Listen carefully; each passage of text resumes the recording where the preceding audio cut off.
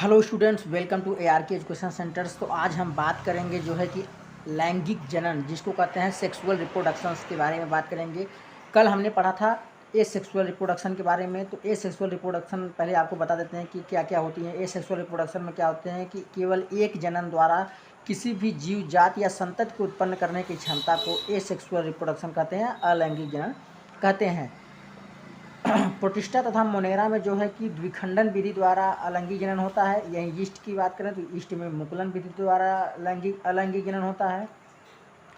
पुटी भवन जो है कि आपकी अमीबा में पाई जाती है, एक विशिष्ट प्रकार की रचना होती है। पुटी भवन जो है कि अमीबा को प्रोटेक्शन प्रदान करता है, लेकिन अनुकूल परिस्थितियां आने पर यही पुटी भवन जो है कि पुटी टूट करके स्पर्श बीजाणु का निर्माण करते हैं। फंजाई की बात करें तो फंजाई के सदस्य साधारणतः या शैवाल में अलैंगिक जननी संरचना द्वारा जनन होता है। तो इसमें जो है कि चल बीजाणुओं द्वारा जो है कि यानी जू स्पोर्स द्वारा जो है कि जनन होता है या जनन की क्रिया होती है। हाइड्रा में जो है कि कोलिका द्वारा जो है कि अलैंगिक जनन होता है। पेनिसिलिन में जो है कि कोनिडिया द्वारा होता है। और स्पंज में जो है कि जैमूल के द्वारा एसेक्सुअल रिप्रोडक्शन होता है। इसमें कायिक प्रवर्धन की बात करें तो कायिक प्रवर्धन जैसे कि प्रकंद हो गए, या प्रकंद में आपके सर्जोम होते हैं, शकरकंद, बल में तक, गुस्तरी में ऑफसेट, उसके बाद जैसे आलू में अंकुरितशील आँखें, उसके बाद शकरकंद में कलिका, या अदरक में कलिका, या पत्थर चट्टा या ब्रायोफिलिस की बात करें तो उसकी जो पत्तियाँ होती हैं नमी के स्थान पर रख देने पर उसमें नए पत्ते निकल जाते हैं। वाटर हाइकेंथ की या टेरर ऑफ बंगाल की बात करें तो उसके भी कोई भी तने या पत्तियों को किसी भी वाटर में, किसी पानी में, किसी भी जलाशयों में फेंक देने पर या रख देने पर वह अपनी क्रिया विधि के द्वारा या एसेक्सुअल रिप्रोडक्शंस के द्वारा जो है कि अपनी संख्या को बढ़ा लेते हैं। इसके जो है कि भूस्तरकित जो है कि तने जड़ें निकल जाती हैं, जिसे बोलते हैं एडवेंटेशियस रूट या अपस्थानिक मूल के नाम से जाना जाता है। अब बात करते हैं जो है कि लैंगिक जनन की। तो लैंगिक जनन में बात करते हैं तो लैंगिक जनन में क्या होता है कि अलग अलग नर तथा मादा, लिखा गया है कि अलग अलग नर तथा मादा द्वारा जनन करने की क्षमता को एसेक्सुअल रिप्रोडक्शन या लैंगिक जनन कहते हैं। और अभी तक वीडियो को लास्ट तक देखने के लिए वीडियो को लास्ट तक देखें। साथ ही साथ अभी तक मेरे चैनल को आपने सब्सक्राइब नहीं किया है तो चैनल को सब्सक्राइब करें, वीडियो को लाइक करें, कमेंट भी करें। साथ ही साथ बेल आइकन को ज़रूर दबाएं ताकि जो भी नए वीडियो को अपलोड किया जाए वो आपके नोटिफिकेशन तुरंत मिल जाए। और ARK एजुकेशन सेंटर पर ऐसे ही बने रहिए, आपको चैप्टर में हर एक चीज़ की जानकारी में आपको मिल जाएगी। बायोलॉजी के लिए आप बेफिक्र रहिए, आपको बोर्ड एग्जाम्स के लिए, चाहे वो नीट एग्जाम्स के लिए, हर एक टॉपिक्स के लिए आपको यहाँ पर पढ़ाया जाएगा। नीट एग्जाम आने पर आपको फर्स्ट ट्रैक डिवीज़न से आपको पढ़ा दिया जाएगा। तो बात करते हैं लैंगिक जनन की। तो लैंगिक जनन में क्या होता है कि अलग अलग नर तथा मादा होते हैं। अलग अलग नर तथा मादा द्वारा जनन करने की क्षमता को एसेक्सुअल रिप्रोडक्शन कहा जाता है, अलैंगिक जनन कहा जाता है। इसके युग्मक मतलब स्पोर्स जो होते हैं आपस में मिल करके जाइगोट मतलब युग्मनज का निर्माण करते हैं। जाइगोट मतलब होता है युग्मनज, या युग्मनज की अंग्रेजी होती है जाइगोट। स्पोर्स मतलब होते हैं युग्मक। सेक्सुअल रिप्रोडक्शन जटिल व धीमी क्रिया विधि है। मतलब जो सेक्सुअल रिप्रोडक्शन जैसे कि एसेक्सुअल रिप्रोडक्शन में क्या होता था कि दो द्विखंडन विधि में क्या होता था कि एक कोशिका होती थी, एक कोशिका से जो है कि साइटोकाइनेसिस होता था। उसके बाद उसमें जो है कि साइटोकाइनेसिस के बाद कैरियोकाइनेसिस तुरंत हो जाती थी। उसके बाद तुरंत जो है कि एक सेल से दो सेल्स डिवाइड हो जाते थे। लेकिन इसमें एसेक्सुअल रिप्रोडक्शन में क्या होती है कि यह बहुत अगुणित अद्विगुणित दोनों प्रकार की क्रिया विधि के द्वारा ये जटिल क्रिया विधि होती है। इसमें कोशिका डिवीजन होता है, कोशिका डिवीजन के बाद इसमें साइटोप्लाज्मिक डिवीजन होता है, अन्य प्रकार की सभी क्रियाएं होती हैं। कोशिका डिवीजन में अर्धसूत्री विभाजन भी होते हैं। तो इस सब क्रियाएं में मतलब यह कि एक जटिल तथा धीमी प्रक्रिया है। इसमें जो है कि किसी भी जाति को उत्पन्न करने के लिए बहुत ज़्यादा समय लगता है। यह जटिल से जटिल क्रिया विधि है। सेक्सुअल रिप्रोडक्शन से जीव उत्पन्न अपने जनक तथा आपस में भी समान नहीं। तो जैसे कि सेक्सुअल रिप्रोडक्शन में क्या होते थे कि आपस में वो समान रहते थे, लेकिन वह साथ ही साथ वो अपने जनक द्वारा भी एकदम आनुवंशिक या आकार के रूप से समान रहते थे। लेकिन सेक्सुअल रिप्रोडक्शन में ऐसा नहीं होता है, वो उसमें समरूपता नहीं पाई जाती है। सेक्सुअल रिप्रोडक्शन में जो है कि दो प्रकार की चीज़ें पाई जाती हैं कि इसमें किस प्रकार की यदि दो प्रकार की या दो जनन प्रकार की पाई जाती हैं, यदि इस प्रकार की इसमें जनन या चक्र नहीं पाया जाए, ये साइकिल नहीं पाई जाए, तो लैंगिक जनन होना असंभव हो जाता है। तो जो प्राइमेट्स होते हैं, जैसे कि जो प्राइमेट्स होते हैं, जो गाय, भैंस, बिल्ली, कुत्ता, चीता, बाघ होते हैं, उसमें जो है मद चक्र चलता है, जिसको कहते हैं oocytes, जिसको क्या बोलते हैं, oocytes साइकिल, oocytes साइकिल्स, जिसको बोला जाता है मद चक्र।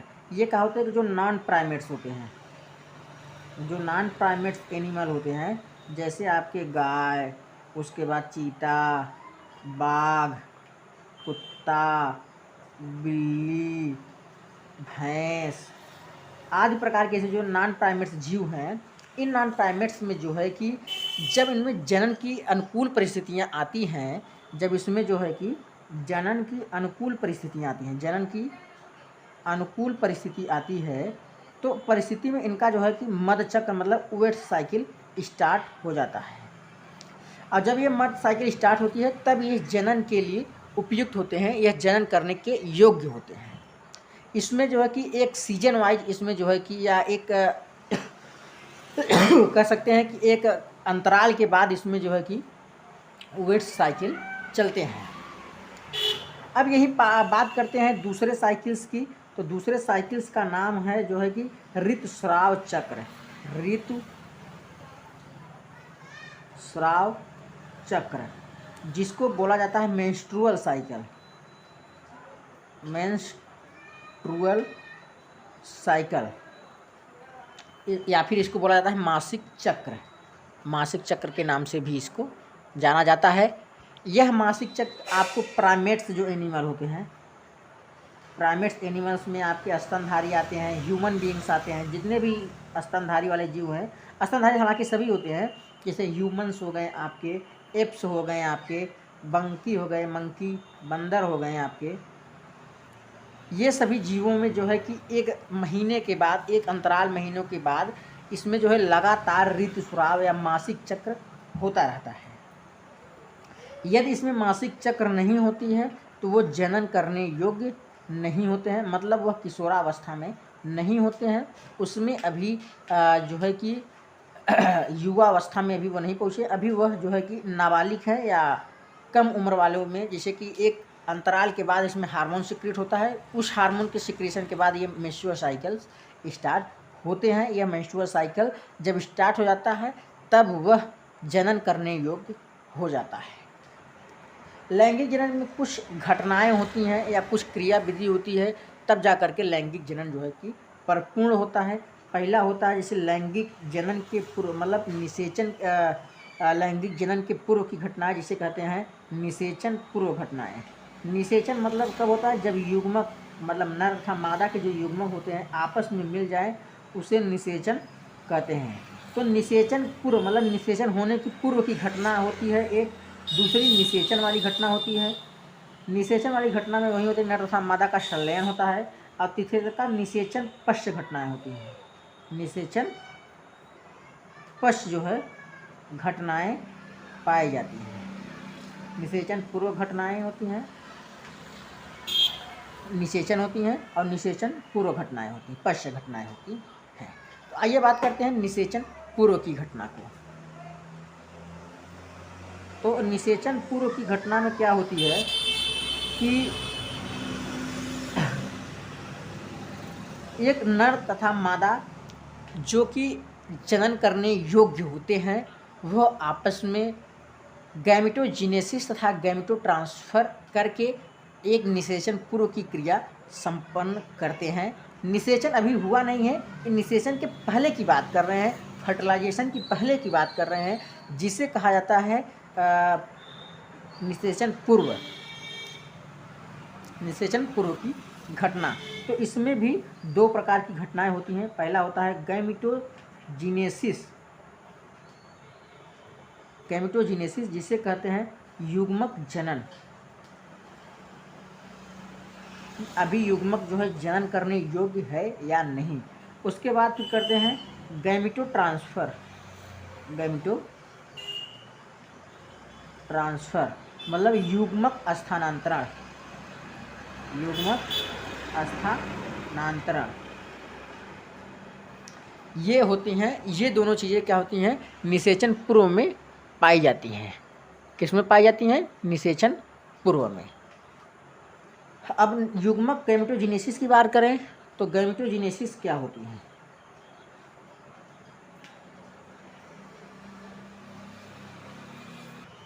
गैमेटोजेनेसिस में क्या होता है कि नर तथा मादा दोनों प्रकार के, नर तथा मादा दोनों प्रकार के युग्मकों को बताता है, युग्मकों को दर्शाता है। ठीक, ये जो दोनों प्रकार के नर तथा मादा युग्मक होते हैं, यह क्या होते हैं, अगुणित युग्मक होते हैं।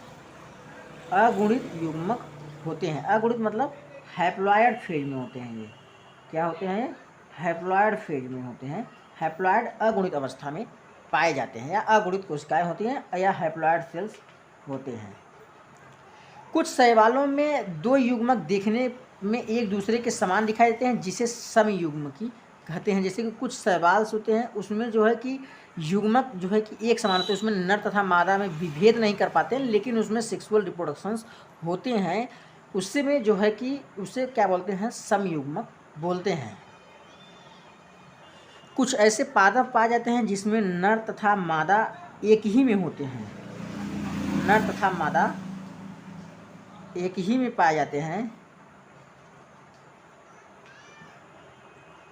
पाए जाते हैं, तो उसे जो है कि क्या कहते हैं, उसे द्विलिंगी जनक कहते हैं। उसे क्या कहते हैं, द्विलिंगी पादप कहते हैं। और जब जो है कि एक नर तथा एक मादा एक पादप पर पाया जाए या एक पादपी हो, तो उसे एक लिंगी कहा जाता है। उसे क्या कहा जाता है, एक लिंगी कहा जाता है। उसे जो है कि एक लिंगी कहा जाता है। जब नर तथा मादा एक ही पादप पर हो, या एक ही पादप में नर तथा मादा दोनों पाए जाए, तो उसे द्विलिंगी कहा जाता है। और जब एक पादप पर एक ही मादा तथा एक ही नर हो, तो उससे जो है कि एक लिंगी पौधा कहा जाना है। लैंगिक प्रजनकों द्वारा दो प्रकार के विषम युक्त पैदा किए जाते हैं, जिसमें नर युग्मक पुंगड़ू तथा शुक्राणु। गैमेटोजेनेसिस में आगे चलते हैं। तो गैमेटोजेनेसिस में क्या होती है,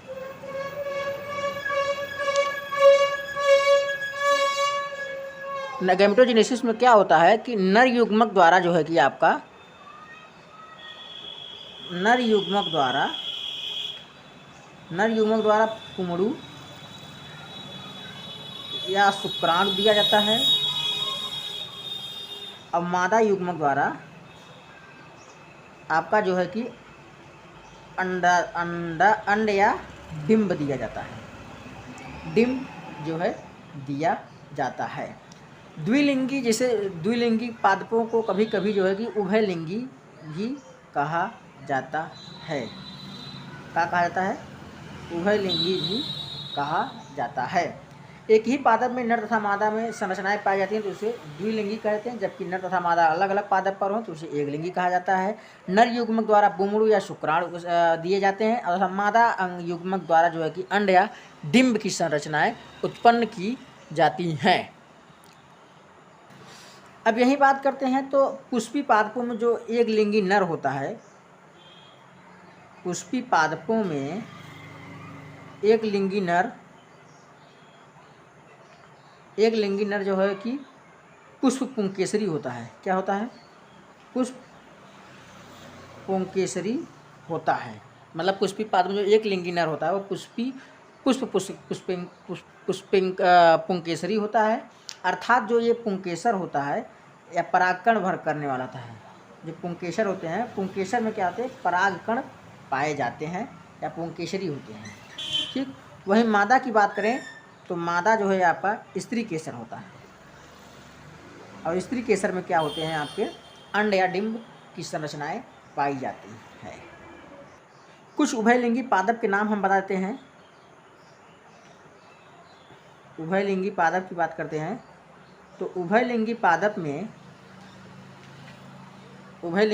की बात करते हैं। उभयलिंगी पादप में आपके आते हैं नारियल, प्लस आपके जो आते हैं कुकर बीट आते हैं। कुकर बीट में जितने भी पौधे आते हैं, कुकर बीट में जितने भी पौधे आते हैं वो सब उभयलिंगी होते हैं, और नारियल भी आपका उभयलिंगी। और भी पौधे होते हैं। एक लिंगी पादप की बात करते हैं, उभयलिंगी को दो लिंगी भी कहा जाता है। एक लिंगी पादप की बात करते हैं तो उसमें आपका आता है पपीता, और उसके बाद आपका आता है खजूर। क्या आता है? खजूर। और प्राणियों में जो है कि केचुआ, प्राणियों की बात करें, जो द्विलिंगी प्राणी हैं, द्विलिंगी प्राणियों में आपके प्राणियों में बात करें तो केचुआ, स्पंज, उसके बाद टैपवार्म, जोंक, ये सब जो है कि आपके द्विलिंगी प्राणी हैं। अब एक लिंगी प्राणी की बात करें तो एक लिंगी प्राणी में आपका तिलचट्टा आता है। क्या आता है? तिलचट्टा आता है। और ह्यूमंस आते हैं आपके, एप्स आते हैं आपके, और आते हैं नॉन प्राइमेट्स, अनप्राइमेट्स सब आते हैं। ये सब एक लिंगी प्राणी हैं।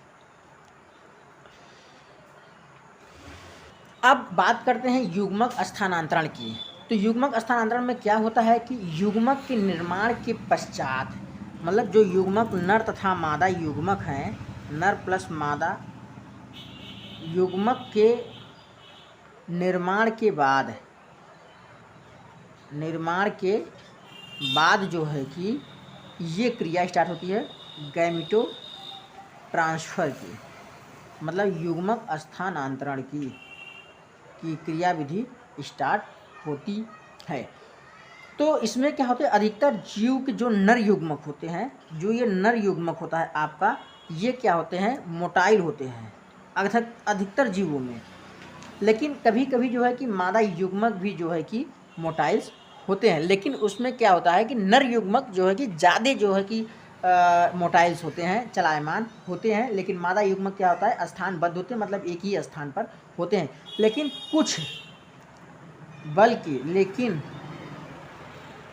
कुछ शैवालों में तथा फंजाई में, कहाँ पर, फंजाई में असाधारण रूप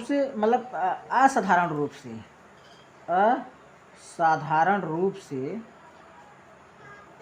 नर तथा मादा दोनों मोटाइल होते हैं। दोनों क्या होते हैं, दोनों युग्मक क्या होते हैं, मोटाइल होते हैं, चलायमान होते हैं, दोनों मोटाइल होते हैं।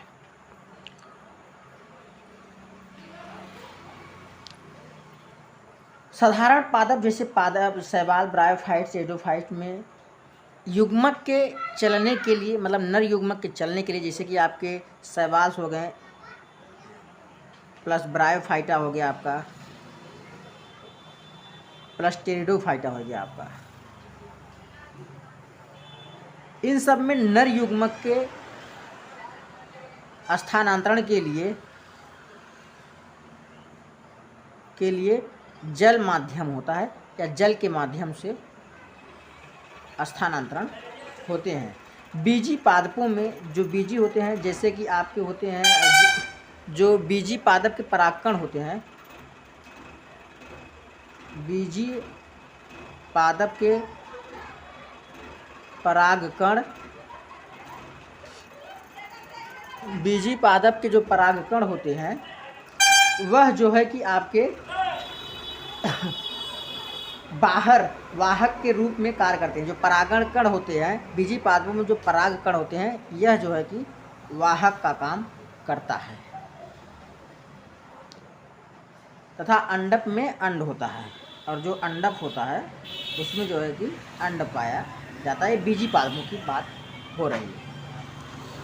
परागकण परागकोश से उत्पन्न होता है। परागकण की हमने बहुत बात की है। तो जो परागकण होते हैं, इसको देख लेते हैं कि ये क्या होता है। परागकण जो है कि परागकोश से उत्पन्न होते हैं, उत्पन्न होते हैं। निषेचन संपन्न होने से पहले ही परागकण वर्तिकाग्र पर स्थानांतरित हो जाते हैं। जो परागकण होते हैं निषेचन होने से पूर्व, क्योंकि ये पहुंच जाएंगे, निषेचन हो जाएगा तो उसे अनिषेचन कहेंगे क्योंकि नर युग्मक पहुंचा ही नहीं है। तो परागकण जो होते हैं वह जो है कि वर्तिकाग्र पर पहुंच जाते हैं, स्थानांतरित होते हैं, वर्तिकाग्र पर पहुंच जाते हैं। पहुंचने के बाद यह वर्तिकाग्र के माध्यम से ओव्यूल में पहुंच जाते हैं, मतलब अंडाशय में पहुंच जाते हैं, जहां पर ये अंड से जो है कि निषेचित हो जाते हैं। तो इसके बाद निषेचन की क्रिया संपन्न होने लगती है। आइए बात करते हैं अब निषेचन की, मतलब दूसरे भाग की। पहले निषेचन पश्च की घटनाएं जान रहे थे हम लोग, अब निषेचन की बात करेंगे जिसकी अंग्रेजी होती है फर्टिलाइजेशन। इसमें क्या होता है, नर तथा मादा युग्मक के संलयन को निषेचन कहा जाता है, फर्टिलाइजेशन कहा जाता है। क्या कहा जाता है, फर्टिलाइजेशन कहा जाता है। यह जो है कि प्रक्रिया युग्मक संलयन मतलब सिनगैमी कहलाती है। इसके परिणाम स्वरूप द्विगुणित युग्मक का निर्माण होता है। फर्टिलाइजेशन होने के बाद तब क्या होता है, जाइगोट का निर्माण होता है, जाइगोट का निर्माण होता है, यानी युग्मनज का निर्माण होता है, युग्मनज का निर्माण होता है, या युग्मन का निर्माण होता है, युग्मनज का निर्माण होता है। रोटी फर्न में या फिर मधुमक्खियों में या कुछ छिपकलियों, पक्षियों में, टर्कियों में आदि में जो जैसे कि मधुमक्खियाँ होती हैं, रोटी फर्न की बात करें या बीज की बात करें, मतलब मधुमक्खियों की बात करें, या जो है कि आपके छिपकलियों की बात करें, लिजार्ड मतलब छिपकली मतलब लिजार्ड की बात करें, और कुछ पंछी की बात करें, तो पंछियों में क्या होते हैं, इसमें जो है कि बिना नर युग्मक के पहुँचे ही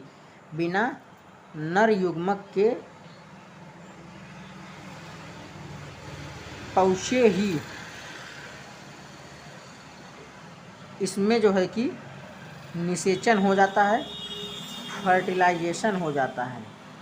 तो इस प्रकार के निषेचन को जो है कि कहते हैं अनिषेची क्रियाविधि। इसको क्या बोलते हैं, अनिषेची जनन। क्या बोलते हैं, अनिषेची जनन। अनिषेची जनन क्या होते हैं कि जिसमें बिना नर युग्मक के संलयन से ही निषेचन की क्रिया संपूर्ण हो जाए, तो उसे बोलते हैं अनिषेची जनन या पार्थेनोजिनेसिस। क्या बोलते हैं इसको,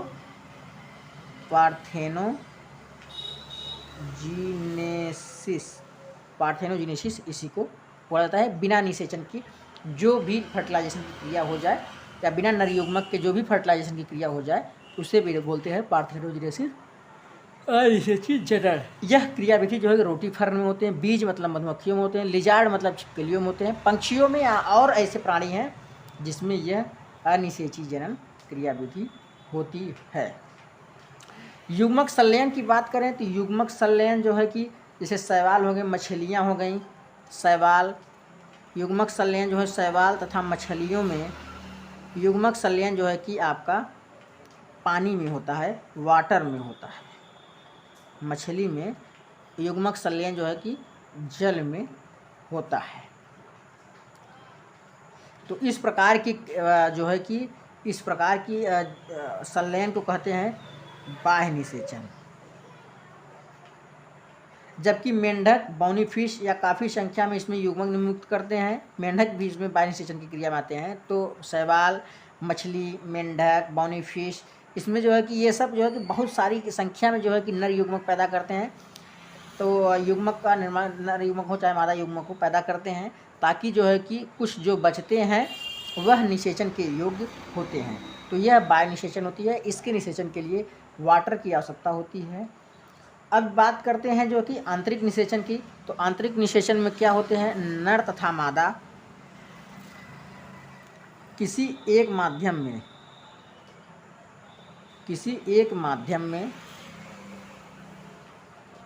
संलयन की क्रिया संपन्न करते हैं।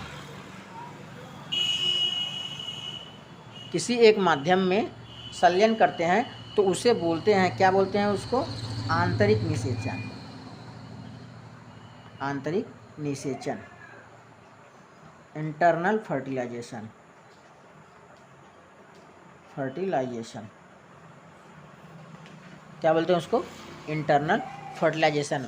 और बाद एक्सटर्नल फर्टिलाइजेशन या बाह्य निषेचन की बात करते हैं। तो बाह्य निषेचन में जो है कि नर तथा मादा जो है कि एक बाहरी मीडियम में जो है कि माध्यम में अर्थात जल में जो है कि युग्मक संलयन करते हैं, निषेचन की क्रिया संपूर्ण करते हैं, तो उसे बाह्य निषेचन बोला जाता है या एक्सटर्नल फर्टिलाइजेशन बोला जाता है। और जब नर तथा मादा युग्मक जो है कि एक माध्यम में सम्मिलित होते हैं तो उस क्रिया को बोलते हैं आंतरिक, या आंतरिक माध्यम में जो है निषेचित करते हैं तो उसे आंतरिक निषेचन बोलते हैं।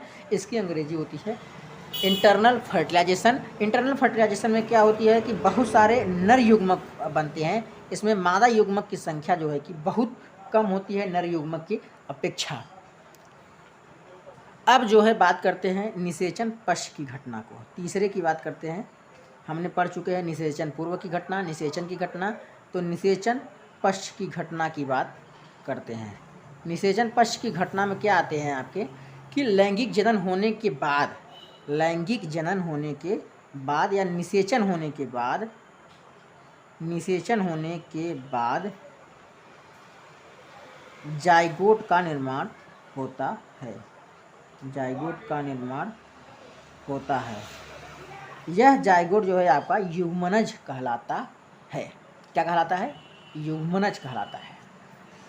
तो इसमें दो प्रकार की क्रियाएं होती है निषेचन पश्च में। पहला आपका होता है युग्मनज, formation of zygote, formation of zygote, zygote. और दूसरा आपका होता है जो है कि भ्रूणोद्भव, भ्रूणोद्भव। ठीक बा? तो फॉर्मेशन ऑफ जाइगोट मतलब युग्मनज का निर्माण और भ्रूणोद्भव, ये दो क्रियाएं निषेचन पश्च में होती हैं। तो आइए देखते हैं युग्मनज के निर्माण की बात करते हैं। तो युग्मनज की बात करते हैं।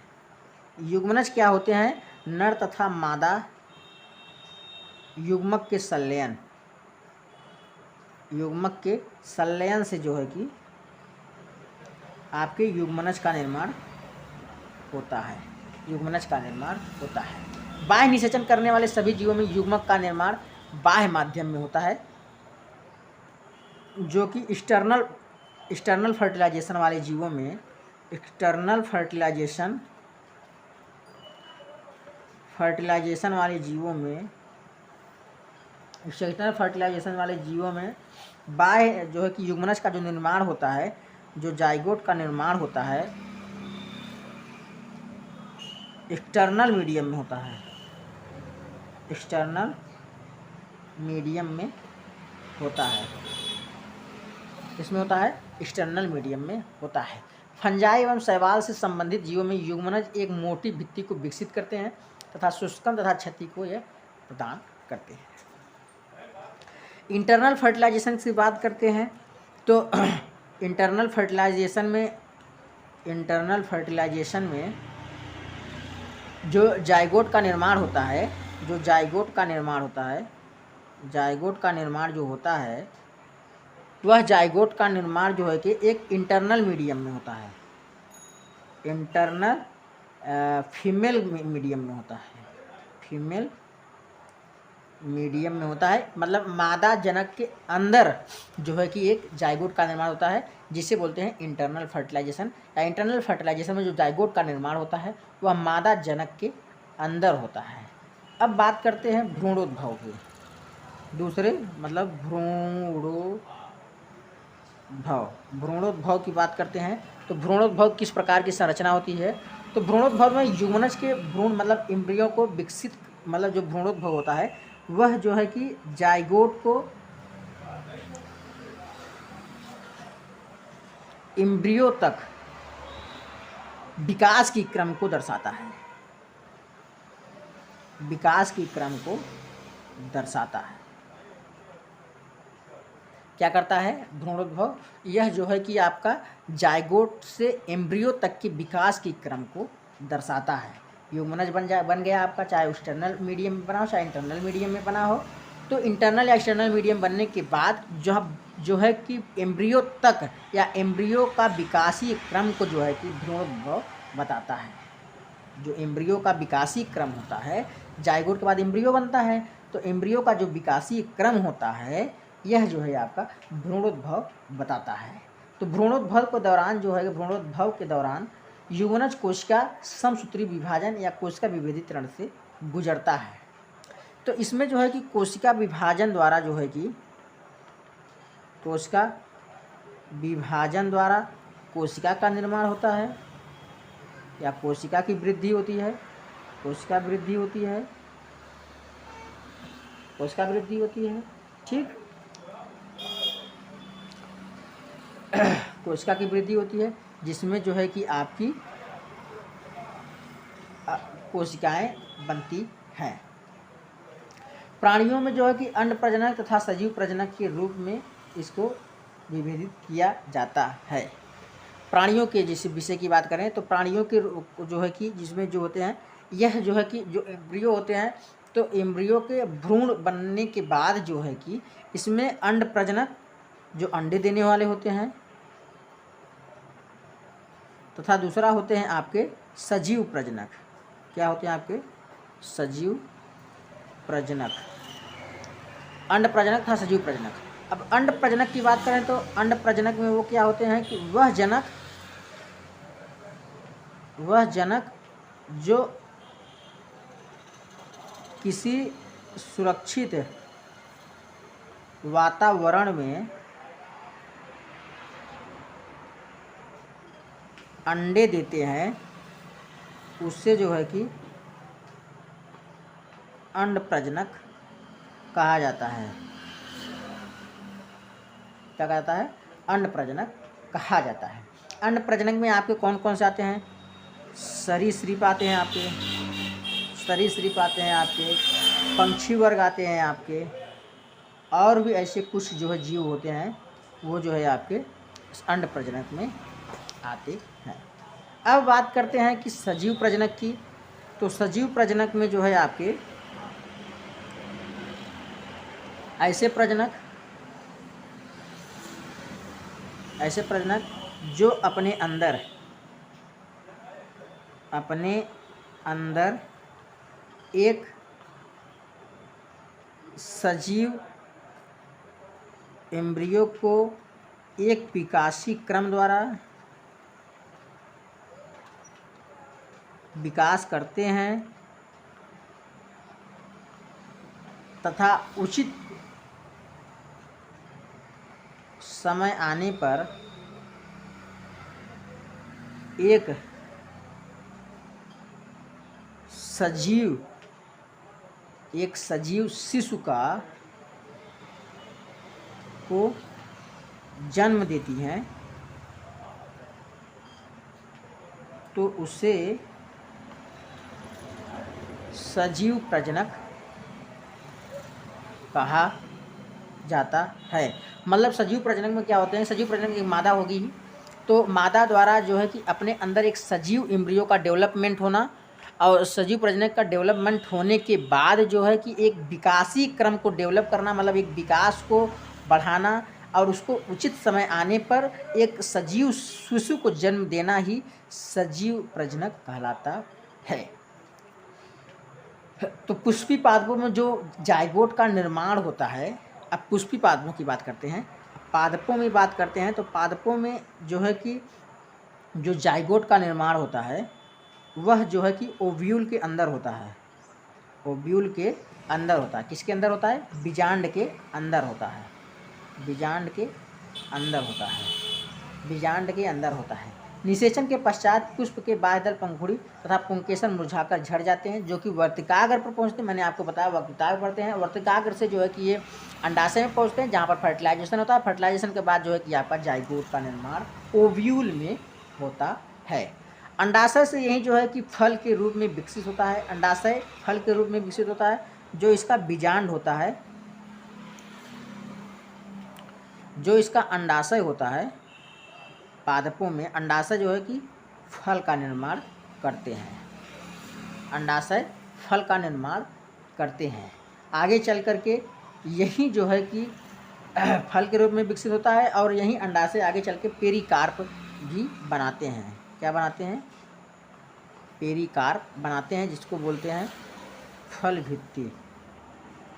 अंडाशय क्या होते हैं? फल के रूप में विकसित होते हैं और आगे चल कर के ये फल भित्ति का निर्माण करते हैं। पेरिकार्प ये जो है कि फल को सुरक्षा प्रदान करते हैं। क्या प्रदान करते हैं? सुरक्षा प्रदान करते हैं। तो आज ये सेक्सुअल रिप्रोडक्शन आपका संपन्न हुआ। तो अब हम बात करेंगे जो है कि दूसरे चैप्टर की, जिसका नाम है पुष्पी पादपों में लैंगिक प्रजनन यानी sexual reproduction in the flowering plant, जो कि यूनिट 6 का दूसरा अध्याय है। तो sexual reproduction in the flowering plants के बारे में हम अगले दिन जानेंगे। तब तक के लिए वीडियो को लाइक करें, शेयर करें, सब्सक्राइब करें चैनल को और साथ ही बेल आइकन को ज़रूर दबाएं, ताकि जो है कि आपको नए नए वीडियो के नोटिफिकेशन मिलते रहें। धन्यवाद।